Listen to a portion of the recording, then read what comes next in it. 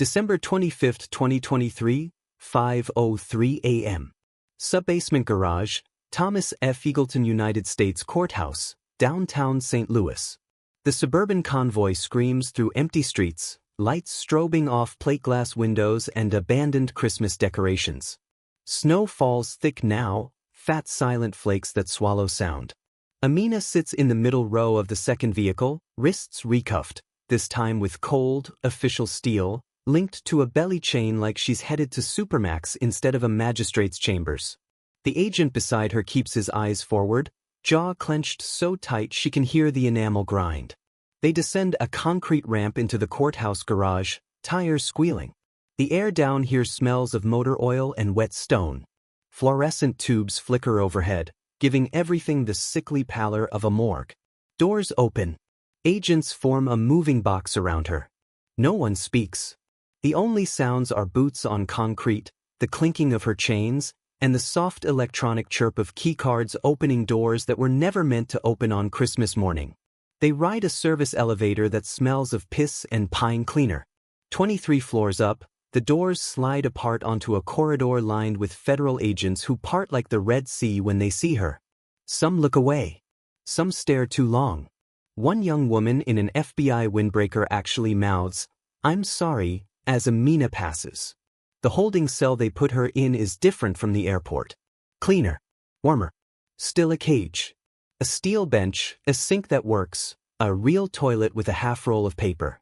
Someone has even left a styrofoam cup of coffee, steam curling like a question mark. Amina sits. The chains force her shoulders forward. The posture makes her look smaller than she is. She hates it. She breathes through the rage the way her therapist once taught her, for counts in, for counts hold, for counts out, until the red haze recedes and she can think again. She catalogs the new facts. Secret Service involvement means someone very high called someone higher. FBI Deputy Director's signature on a Christmas morning transfer order means panic. The courthouse is locked down tighter than after September 11th. They are terrified of what she knows. She closes her eyes and lets memory surface, the text thread she glimpsed on McAllister's phone when he thought she wasn't looking. A single line from a number saved as, "Dad, do not call from work. Make the bitch move or the merger dies." She hadn't understood then. She understands now. Orion Starlines was 48 hours from announcing a $28 billion merger with Aurora Aerospace, a deal that would have made her the first black woman to control a Fortune 50 company. Aurora's board is old, Southern, and allergic to headlines about diversity hires who actually run things.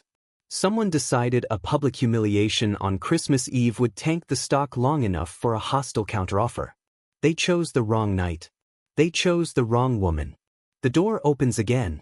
This time it's a lone deputy U.S. Marshal, older, black, gray at the temples. He steps inside, closes the door behind him, and without ceremony unlocks her cuffs. The steel falls away with a clatter that echoes like freedom. 5 minutes, he says, voice low. Judge Hirsch is on her way in pajamas and fury. Your people are upstairs. Press is already camped on the courthouse steps like it's the second coming. He hesitates, then adds, "My daughter goes to Howard because of the scholarship your foundation gave her. Just thought you should know." Amina rubs circulation back into her wrists. The skin is raw, ridged, permanent. She will wear these scars like jewelry. "Tell your daughter," she says, "that tuition just got cheaper." The marshal smiles for the first time all night and leaves her alone with the coffee. She drinks it black, scalding, lets it burn all the way down. Outside the narrow window, dawn is finally beginning to bleed pale pink across the snow-covered city. Church bells ring again somewhere distant, Christmas morning services starting for people who still believe the world is fair. Amina stands, smooths the borrowed jacket, and squares her shoulders. They dragged her through the dark in chains. Now the sun is coming up, and she is still standing. Let them look. December 25, 2023, 7:22 a.m. Magistrate Courtroom 13B, Thomas F. Eagleton U.S. Courthouse. The courtroom smells of lemon polish and old fear. Rows of oak benches sit empty except for a dozen federal agents pretending not to watch the door.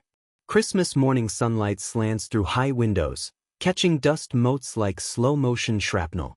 Amina enters first, flanked by Ree and the two Kravath partners who now look like they've been up for 3 days instead of 1. She has washed the blood from her wrists in the holding cell sink. The wounds are open, livid, impossible to hide. Someone found her a navy blazer 2 sizes too big. It hangs on her like borrowed armor. Judge Miriam Hirsch is already on the bench, black robe zipped over flannel pajamas, hair twisted up with what looks suspiciously like a candy cane pen. Her eyes are sharp enough to cut glass. She does not wait for the clerk. "Dr. Okeke," she says, voice ringing in the silent room, "approach." Amina walks the aisle alone. Every step echoes. When she reaches the podium, the judge leans forward. "Are those injuries from federal restraints?" "Yes, Your Honor." "On Christmas morning?" "Yes, Your Honor." Hirsch's gaze flicks to the USA who has just scrambled in, tie crooked, clutching a thin file like a shield. "Mr. Lang," she says, ice dripping from every syllable, "tell me why I should not hold every soul who touched this case in criminal contempt right now." Lang opens his mouth. Nothing comes out. Because there is no case. The night shift supervisor from the U.S. Attorney's Office finally arrives, breathless, and whispers 2 sentences into Lang's ear. Whatever they are, the color drains from the prosecutor's face so fast he looks corpse pale under the fluorescence. Hirsch waits, fingers drumming the bench like a countdown. Lang finds his voice. "Your Honor, the United States moves to dismiss all charges and release Dr. Okeke immediately. We are also prepared to stipulate that the detention was without probable cause." The gavel falls before he finishes the sentence. The crack is deafening. "Granted. Dr. Okeke, you are free to go. And someone get this woman medical attention and a decent cup of coffee." The agents part like curtains. Cameras erupt the moment the hallway doors open, dozens of them, hundreds, a wall of lenses and shouted questions. Flashbulbs strobe white, then red, then white again. Amina blinks through the glare and keeps walking. Ree tries to shield her with his body. She gently moves him aside. Microphones swarm. "Dr. Okeke, will you sue the airline? Dr. Okeke, do you feel vindicated? Dr. Okeke, what will you do to the pilot?" She stops under the marble arch of the courthouse steps. Snow still falls, soft and indifferent. The cold bites her wounds, makes them sing. She raises her bandaged wrists for every camera to see. "I am not vindicated," she says, voice carrying clear over the wind. "I am awake." Then she walks down the steps, through the gauntlet of press, and climbs into the waiting Maybach without looking back. But freedom, it turns out, is only the first lie they let her believe today.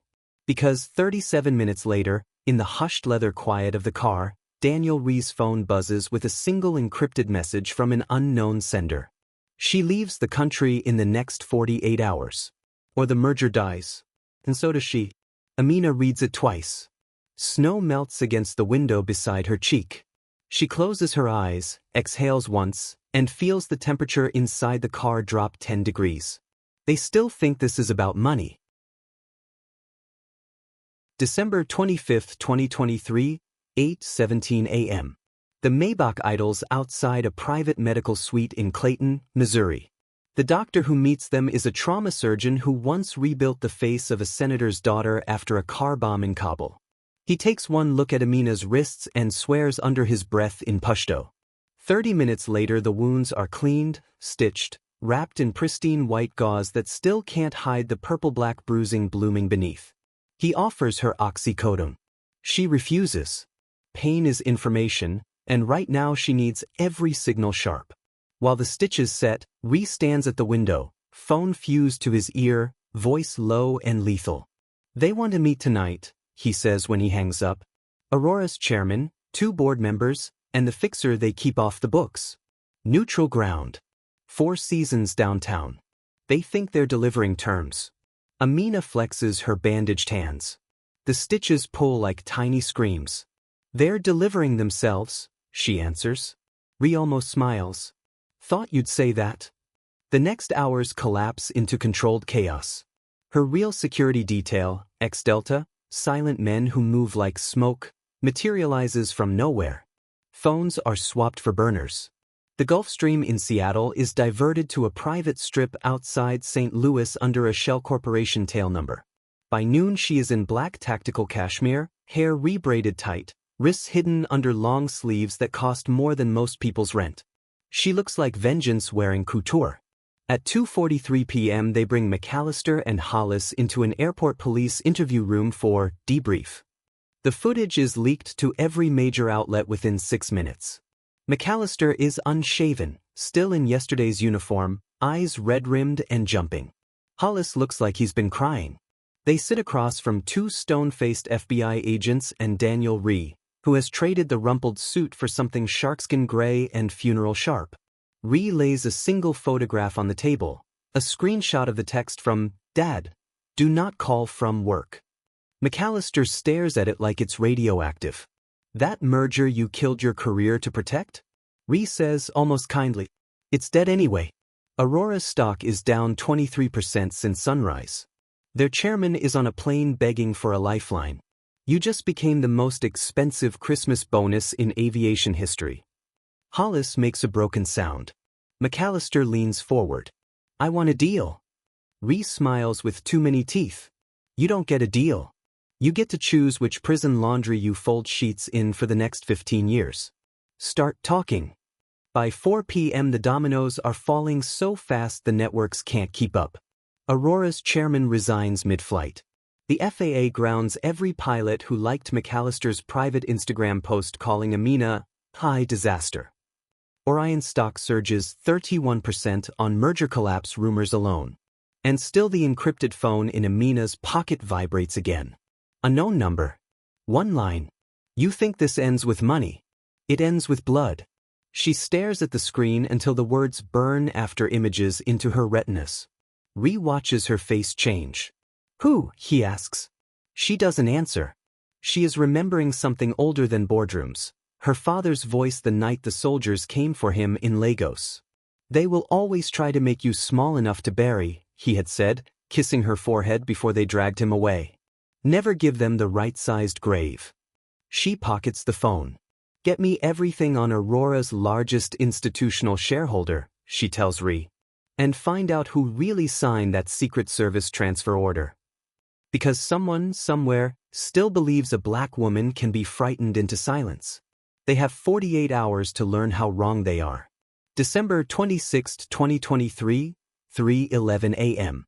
Orion Starline's corporate hangar, Spirit of St. Louis Airport. The hangar lights are dimmed to red so the night vision drones can work. Amina stands barefoot on cold concrete, wearing black silk pajamas and a Kevlar-lined robe that cost more than the Gulfstream parked behind her. Her bandaged wrists rest on the polished wing of the jet like she's touching a sleeping animal. Around her, the war room has taken physical form. 6 60-inch monitors glow with live feeds.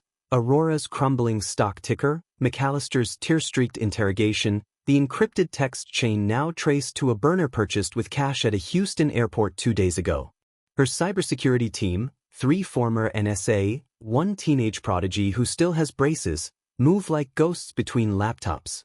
Rhee paces in a fresh suit, voice hoarse from 16 straight hours of phone calls that ended careers. They have a name now. Preston Hargrove. 71 years old. Old Texas oil money married into older Virginia banking money. Chairman Emeritus of Aurora Aerospace. Majority shareholder through a labyrinth of trusts registered in Delaware, the Caymans, and one particularly creative entity in South Dakota. The same man who once told a reporter on camera that affirmative action in the cockpit is how planes fall out of the sky.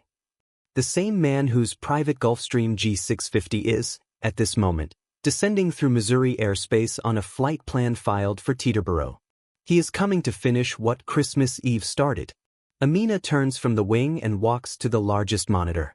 A single photograph fills the screen. Hargrove at the 2019 Masters, arms slung around McAllister's shoulders, both men sunburned and grinning, a Confederate flag golf towel draped over the captain's bag like a joke everyone pretends isn't one. She stares at it until the image burns. Land him here, she says quietly. Rhee stops pacing. We can't force a divert. We don't have to. She taps the screen. He filed for Teterboro because he thinks the merger corpse is still warm enough to scavenge. Offer him something warmer. The teenage prodigy spins in her chair. We spoof the Aurora board's emergency frequency.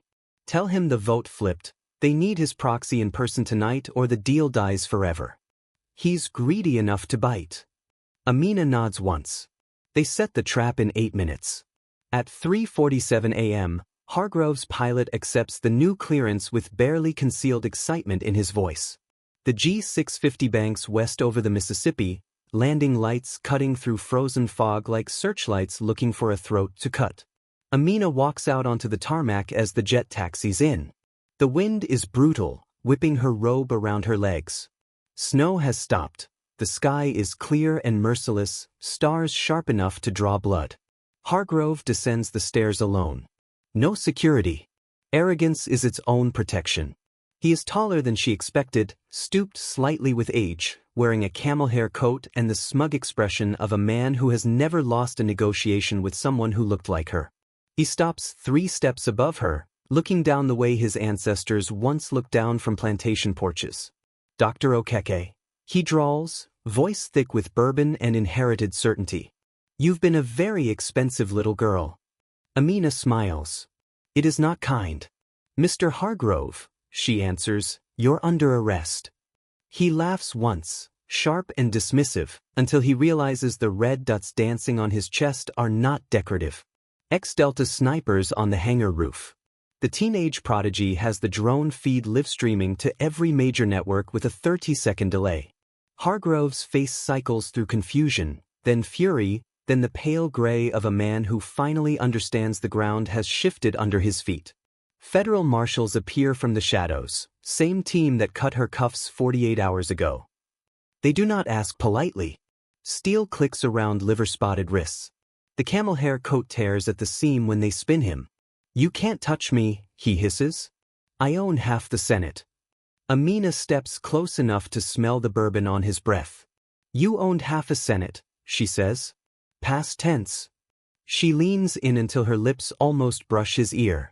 Merry Christmas, Preston.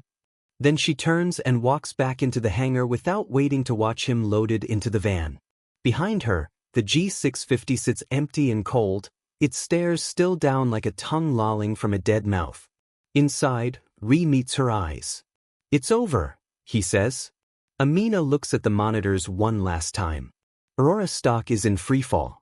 Hargrove's trusts are being frozen by emergency SEC order. McAllister and Hollis are already in federal custody. The merger she never actually wanted is ash. She flexes her bandaged hands. The stitches ache like memory. No, she says softly. It's just beginning.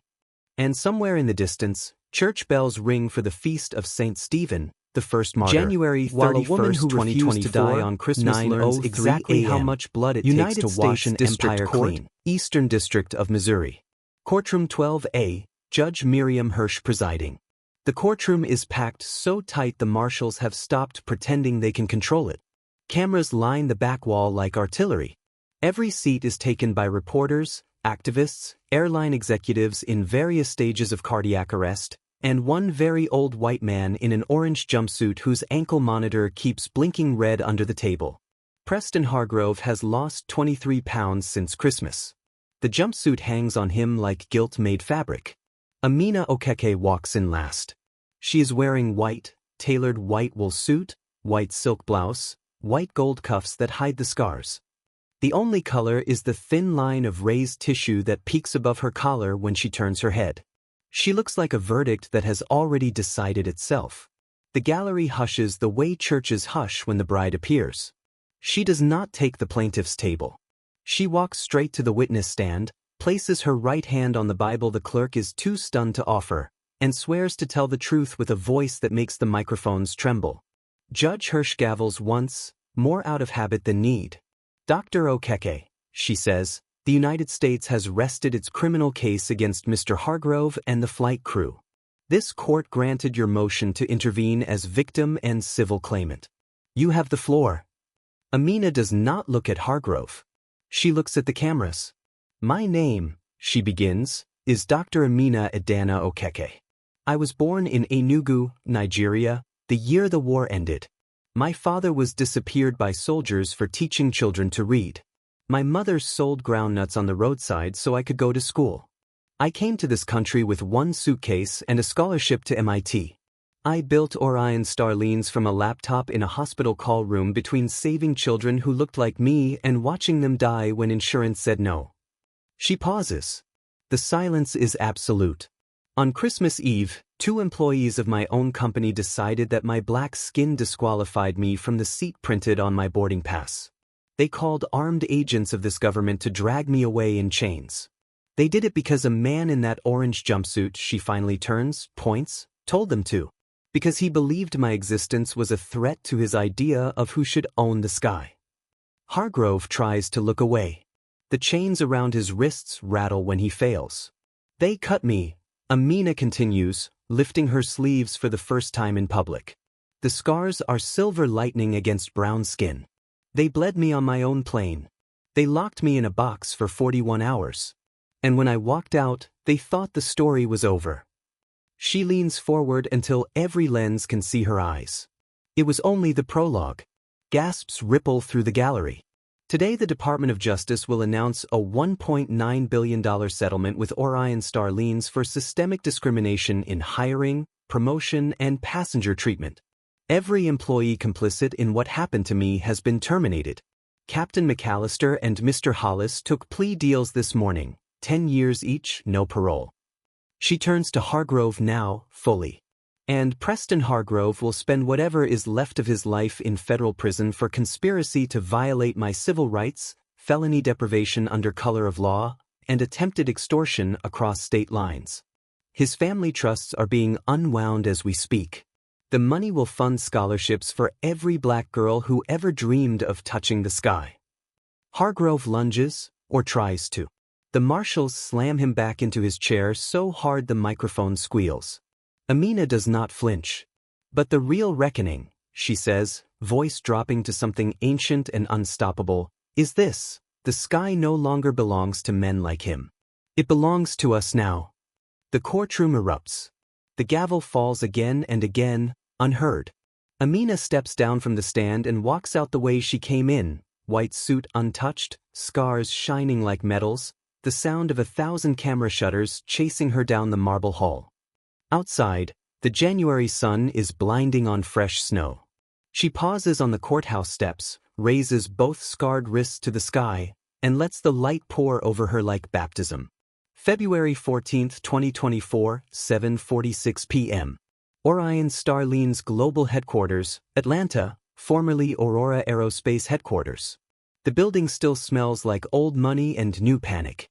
They renamed it 37 days ago, but the marble floors remember Confederate boots. Amina had the lobby's bronze statue of Aurora's founder, a man who refused to hire black pilots until the government threatened his mail contracts, quietly removed at 3 a.m. the night the merger closed. In its place now stands a 10-foot sculpture of a little black girl in braids reaching for the stars, cast from melted-down Hargrove family silver. Tonight the entire atrium is lit in deep indigo and gold, Orion's new colors. Every seat is filled with employees who still can't believe they work for her. On the dais, a single chair waits. No podium. She refuses to speak down to anyone ever again. She walks out alone. The applause starts slow, then swells into something that rattles the glass walls. Some people are crying openly. A white pilot in the third row, one of the few who testified against McAllister, stands first, then the entire room rises like a wave. Amina lets it break over her for a full minute before raising one bandaged hand. When the sound finally dies, she does not speak right away. She simply looks at them, at every face that once feared uniforms and now wears hers. Then she begins. 2 months ago, on Christmas Eve, I was dragged off my own plane in chains because someone decided a black woman in first class was a threat to order. Her voice is quiet, but the microphones carry it into every corner of the building and every live stream on Earth. I learned something in that detention cell with the concrete floor and the camera that never blinked. Power does not ask permission. It takes what it is owed. She steps forward until she is at the very edge of the stage. Tonight we take the sky back. Behind her, the massive screens ignite. Footage no one has seen before, body cam from Marshall Carter showing McAllister's trembling hands snapping on the cuffs. Secret Service radio traffic admitting the transfer order was verbal, off-books, from the deputy director's golf buddy. Hargrove's own recorded jail call to his son, "If that nigger thinks she's going to sit at my table?" The room goes feral. Phones rise like torches. Amina raises her voice over the roar. Every dollar of the settlement, every cent of the Hargrove trusts, every insurance payout, is going into a fund called First Seat. Starting tonight, any black passenger removed from an overbooked flight, any brown child patted down harder at security, any woman in a hijab told her seat was needed, files one form and boards the next Orion flight in 1A, free, for life. And the airline that touched them pays for it. The cheers are deafening. She waits again, lets them spend it. Then softer. "I was taught that success is a quiet room and a locked door. I was wrong. Success is a 10-year-old girl in Detroit who will never again hear that there's no seat for someone who looks like her." She lifts her wrists. The scars catch the indigo lights like lightning frozen mid-flash. These are not wounds. They are receipts. The sculpture behind her begins to glow, fiber optics hidden in the little girl's braids, each one now pulsing with the names of every donor, every scholarship recipient, every child who will fly because someone tried to ground their mother. Amina steps back from the edge.